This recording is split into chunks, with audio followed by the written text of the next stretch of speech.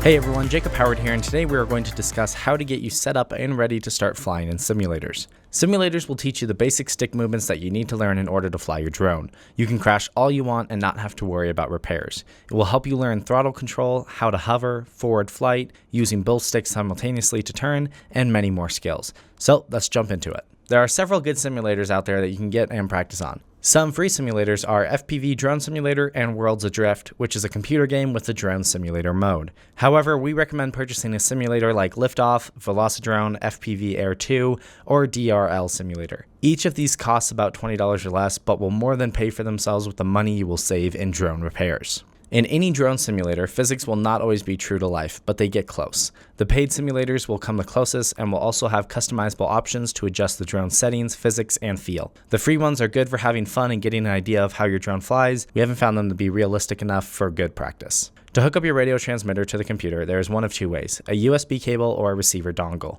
Receiver dongles are a great plug-and-play way to connect your radio to your computer wirelessly. However, they can cost anywhere from $15 to $30, so it might not be for everyone. Plugging in using a USB cable is way more cost-effective, but can sometimes be a little tricky to set up if it doesn't work right off the bat. Here are some tips to help get your transmitter working properly on your simulator. Use the correct USB cable. Some cables are meant for charging only, and some are for both charging and data. You must use a data USB cable for it to work properly. Check the driver. Most issues with transmitters not working on simulators is due to your computer not automatically selecting the correct driver when you plug it in. So once you've got everything connected, you will need to go through a few of the settings. Modes are the biggest one. Flight modes control how the drone will react to your input. There are normally 4 main modes that you can use in most simulators: Acro, Horizon, Angle, and 3D modes. In Acro mode, there is no self-stabilization of the drone. You control what angle the drone will be at with your stick inputs. Angle mode will limit how far the drone can tilt in the pitch and roll axis. Horizon is much like angle mode, except it will allow you to do flips and rolls in the pitch and roll axis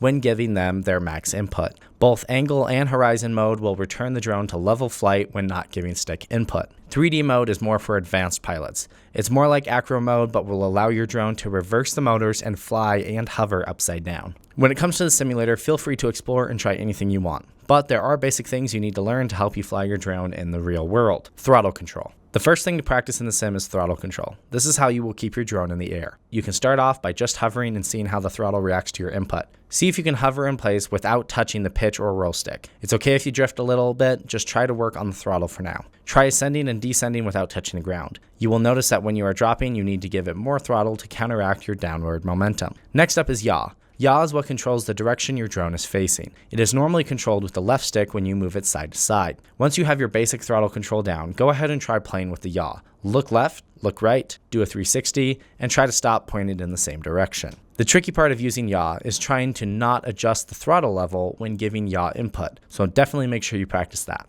Pitch. Pitch is the amount of tilt your drone has forward to back. Pitching forward will put your drone into forward flight and vice versa. In the simulator, go ahead and try playing with the pitch. You will find that when you pitch forward, you will need to add extra throttle because some of the downward thrust that was being used to hover is now being used to propel you forward. The same applies for moving backward. When stopping forward or backward movement, you will need to pitch the opposite direction and add throttle to counteract your momentum. Roll. Roll is essentially the same as pitch, but in a side-to-side direction. Try using roll to move the drone left and right. You will still need to use throttle accordingly to try to keep the drone at the same altitude, and use the same technique with the throttle to stop and reverse directions. After trying each action individually, you can start to mix all 4, throttle, yaw, pitch, and roll, to fly the quad around in the simulator in a more fluid way. Don't be afraid to make mistakes and try new things. The important thing to learn is how to use all 4 stick movements at the same time. Camera angle. The camera angle in simulators is often set to around 30 degrees of up tilt. This means that while sitting on the ground, the camera is tilted up at a 30-degree angle. This is normal for a lot of pilots, but for beginners starting at a lower camera angle will often feel more intuitive and easier to get used to.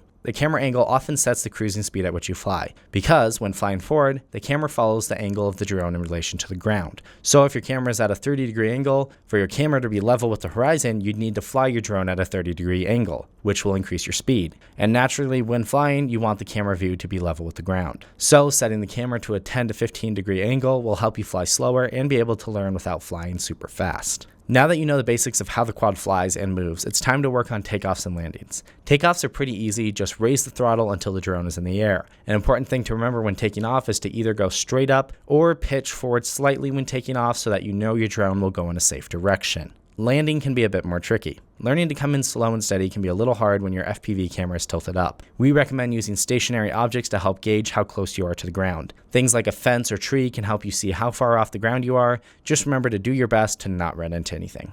While practicing in the sim, it's a good time to learn how to fly low to the ground. Flying low to the ground will help you learn fine throttle control and also come in handy when making landings. Remember, small, little movements on the controls will yield great results. Sight flying.